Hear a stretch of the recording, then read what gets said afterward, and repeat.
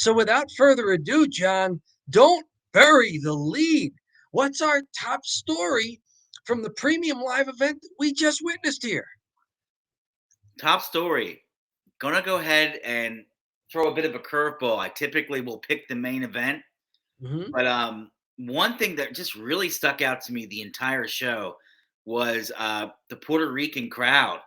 The Yes. crowd there in San Juan was just phenomenal, and they Yes. were electric all night from the beginning to the end, going completely nuts. And I we saw this with the Montreal crowd, where that really carried a show, which is usually just a throwaway show. Um, in what was it? Gosh, the name of That that was Elimination Chamber. Elimination Chamber. Yeah, that's usually a throwaway show. You have Backlash, which is I mean, you can't think of a classic match from Backlash. That's not ever one that pops up. So, uh, the Puerto Rican crowd, amazing, just energy from them tonight. Dom, what did you think about them? I thought the crowd was really into the show and they had good reason to. WWE really put forth not only the best of their present talent that could really play to the Puerto Rican crowd, but some of the nostalgia. We saw Savio Vega early here Hmm. with Bad Bunny giving him a special Puerto Rican kendo stick. Basically a kendo stick, but with Puerto Rican colors on it. And the crowd loved that backstage vignette. They cheered for Savio Vega being on screen. And then, of course, during the Bad Bunny Damian Priest match, um, we got Carlito. So we got Judgment Day and LWO out there, but we got Carlito coming out. Huge pop. And that was a surprise. They hadn't teased Carlito at all. But Carlito, a WWE star from a couple of decades ago. I remember him. He even did the chewing the apple and spitting the apple I didn't know. gimmick. I don't know who this guy was, but I saw him come out. He looked awesome with the huge fro, and then the crowd's going crazy, and he bites the apple, and I was like, man, that's an awesome gimmick. That's the best gimmick, I think, one of the best gimmicks I've ever seen. Eating an apple, just that simple, you know? If you're looking for a powerful and intelligent fruit, an apple.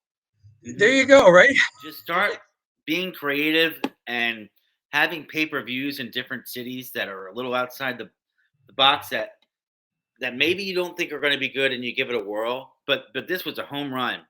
And Puerto Mhm. Rico should have a pay-per-view every year. Montreal should have a pay-per-view every year. No Mhm. questions asked. They're a fantastic crowd, and because of that, it elevates the whole show. Like, if all these matches happened and it was in and I remember a SmackDown we watched was in, like, somewhere in the middle of Connecticut. I forget the name of the Yeah, town. right. Somewhere in the middle of Connecticut, and they had to pump the noise in, and everybody's sitting around bored, and when you have that and that could have easily happened with tonight's card. It was not knocking your socks off, right? There No. wasn't anything on there that was like, "Oh my god, this is amazing." I'm probably gonna make a video about the Puerto Rican crowd, um, Sure. and, I threw some theories out there. I was watching with my wife, and I said, "I saw that there's not a lot of kids in the crowd." Like, I felt like it was a lot of adults and a lot of men Hmm. and women, like adult men and women that were going crazy, and I'm like, "I wonder if they were all a little sauced up." Like, I don't know much about Puerto Rican culture, but I know that, like, US culture, if you go to, like, an Eagles game in Philadelphia, guess what?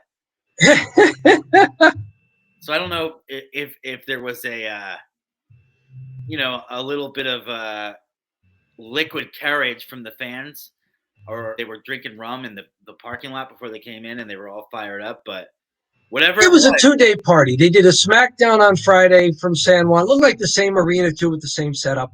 And then the pay per view tonight, the Backlash pay per view. San Juan, Puerto Rico, economically depressed compared to the mainland U.S. So For sure. a show like this, a pay per view like this in a smaller venue in Puerto Rico, probably not the biggest gate for the WWE as far as the live take from tickets, but Man, it looked great on TV and it sounded great on TV.